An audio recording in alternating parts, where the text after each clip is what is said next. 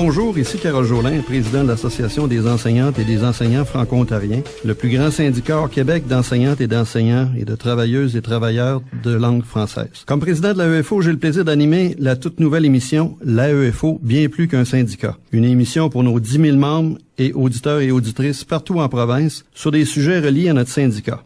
Alors, sans plus tarder, notre première invitée, Madame Claudine Laporte, est responsable des services professionnels à l'AEFO et va nous parler du projet PALP. Alors, bonjour Madame Laporte. Bonjour. Alors, que signifie PALP? Le PALP est en fait le programme d'apprentissage et de leadership du personnel enseignant. Alors, qu'est-ce que c'est au juste? C'est un programme du ministère de l'Éducation qui est mené en partenariat avec les syndicats d'enseignantes et d'enseignants, dont l'AEFO. Il s'agit d'une occasion de perfectionnement professionnel qui permet aux participantes et aux participants de recevoir un appui financier et surtout d'avoir du temps pour mener un projet de nature pédagogique, soit individuellement ou en équipe. Ces projets sont basés sur des besoins qu'ils ont identifiés eux-mêmes dans leur pratique.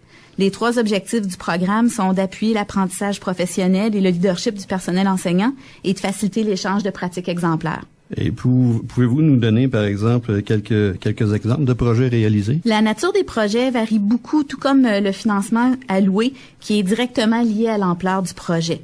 Il peut s'agir de développer des ressources, d'étudier et de mettre en pratique une nouvelle approche pédagogique, de mener une recherche sur une question ou d'adapter des méthodes ou des technologies aux besoins particuliers de certains élèves. Des membres de l'AEFO ont eu, grâce au PALP, du temps et de l'argent pour travailler concrètement à faire avancer des idées qui leur trottaient en tête depuis un certain temps et qui visaient à améliorer leur pratique comme professionnels. À titre d'exemple, un groupe d'enseignantes a développé un site web où différents concepts mathématiques sont expliqués de façon à ce que les parents aient accès aux mêmes explications que leurs enfants. Ils sont de cette façon mieux outillés pour les accompagner dans leurs apprentissages. Alors, si une enseignante ou un enseignant veut tenter sa chance, où trouve-t-on l'information et quelle est la date d'échéance? Bien, d'abord, le programme s'adresse au personnel enseignant chevronné qui a choisi de faire carrière en salle de classe puis qui a envie de jouer un rôle de leader pédagogique. Les projets peuvent être présentés individuellement ou en groupe. Les groupes doivent être dirigés par une enseignante ou un enseignant, mais peuvent comprendre d'autres intervenantes ou intervenants d'éducation, soit des aides enseignantes ou aides enseignants, des conseillères et conseillers pédagogiques ou des travailleurs sociaux. Donc, les membres du personnel enseignant intéressés par le PALP ont jusqu'au 14 novembre pour déposer une demande auprès de leur conseil scolaire. L'information nécessaire est disponible sur le site web de l'AEFO au www.aefo.on.ca. Alors, nous passons maintenant au deuxième sujet de notre émission. Dans vos responsabilités, Madame Laporte, vous pilotez également le projet Outre-mer. Qu'est-ce que le projet Outre-mer et pouvez-vous nous en donner les critères? Le projet Outre-mer est un programme de la Fédération canadienne des enseignantes et des enseignants qui existe depuis 1962. Grâce à ce projet, une 50aine de membres du personnel enseignant de partout au Canada se rend durant l'été dans différents pays d'Afrique, d'Asie, d'Amérique latine et des Caraïbes afin d'appuyer des projets continus de perfectionnement professionnel et syndical que les organisations de l'enseignement à l'étranger mettent sur pied. Toute personne qui est membre d'un syndicat d'enseignantes et d'enseignants qui parraine le projet Outre-mer peut poser sa candidature si elle possède au moins 5 années d'expérience. Les candidates et candidats recherchés doivent, entre autres, avoir l'esprit ouvert, faire preuve de souplesse, de jugement et avoir un bon esprit d'équipe. Alors, si une enseignante ou un enseignant désire poser sa candidature, où trouve-t-on l'information? Encore une fois, l'information est disponible sur le site web de l'AEFO au www.aefo.on.ca. Les membres de l'AEFO intéressés à vivre cette expérience ont jusqu'au 14 novembre pour poser leur candidature. Nous parrainons chaque année 2 participantes et participants. Pour le moment, des partenariats sont en place avec 2 pays francophones, soit le Togo et Haïti. Alors, véritablement, pour parler de cette expérience, nous avons avec nous en ligne Nathalie Ladouceur, conseillère pédagogique au Conseil scolaire catholique de l'Est ontarien, qui a participé à ce programme. Alors, bonjour Madame Ladouceur. Bonjour Monsieur Jolin, merci de m'accueillir. C'est un plaisir. Alors, dans un premier temps, pouvez-vous nous parler de cette expérience-là que vous avez vécue avec le projet Outre-mer? Oui, l'expérience a été phénoménale. 4 personnes représentant l'Ontario et le Québec, on s'est rendu l'été dernier pendant 3 semaines et demie dans la région de Jacmel pour pouvoir donner des ateliers de perfectionnement professionnel avec des collègues haïtiens, des enseignants haïtiens pour la réussite des élèves. Alors, de mettre en place des belles pratiques pédagogiques et un échange grandiose sur la culture, l'ouverture sur le monde et puis notre mission sociale, en fait, en tant qu'enseignant dans le monde de l'éducation. Alors, comment l'expérience vous a-t-elle aidé comme personne, premièrement, et dans votre travail quotidien? Oui, merci pour la question. En fait, je vous ai mentionné que pour moi, je suis devenue une meilleure personne, une ouverture sur le monde de découvrir ce qui se passe en éducation, pas seulement qu'ici au Canada ou dans mon petit patelin de francophone de la région de l'Ontario, mais aussi sur la scène mondiale. Alors, ce qu'on est venu en chercher, meilleure enseignante de 1, c'est certain, parce que lorsqu'on n'a aucune ressource et on n'a aucune structure, il faut vraiment se baser sur ce qu'on connaît au sein des bonnes pratiques. Et je peux dire des stratégies à haut rendement, les grandes idées, les processus. Et là, l'occasion de pouvoir faire ce projet Outre-mer m'a fait relever les bonnes compétences que j'ai et celles que j'ai apprises de mes collègues haïtiens afin de faire un tout et d'un échange d'une grandeur assez grande.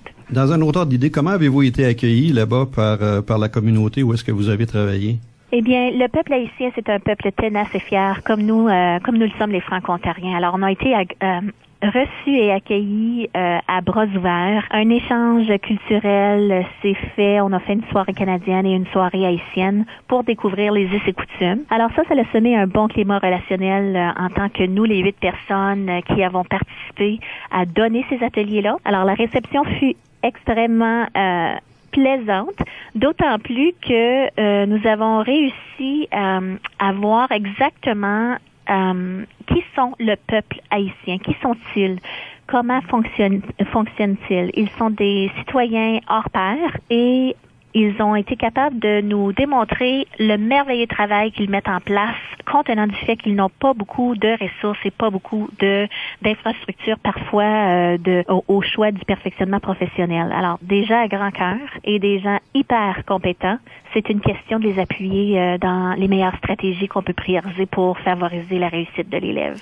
Si je me trompe pas, Madame Ladouceur, c'était pas votre premier voyage là-bas? Non, en fait, depuis 2009, j'ai découvert Haïti, alors j'y retourne plusieurs fois par année et j'ai eu la chance de contribuer dans d'autres projets similaires que celui d'Outre-mer afin de donner un peu ce que moi j'entreprends comme ma mission sociale en tant qu'une éducatrice ou une enseignante, de partager un peu ces compétences-là, mais de recevoir encore plus du peuple comme tel. En fait, le projet Outre-mer, ce qui le qualifie comme étant vraiment un projet de qualité, c'est le fait que non seulement est-ce qu'on donne des ateliers, mais on le fait en partenariat et en équipe de collaboration avec des enseignants même d'Haïti.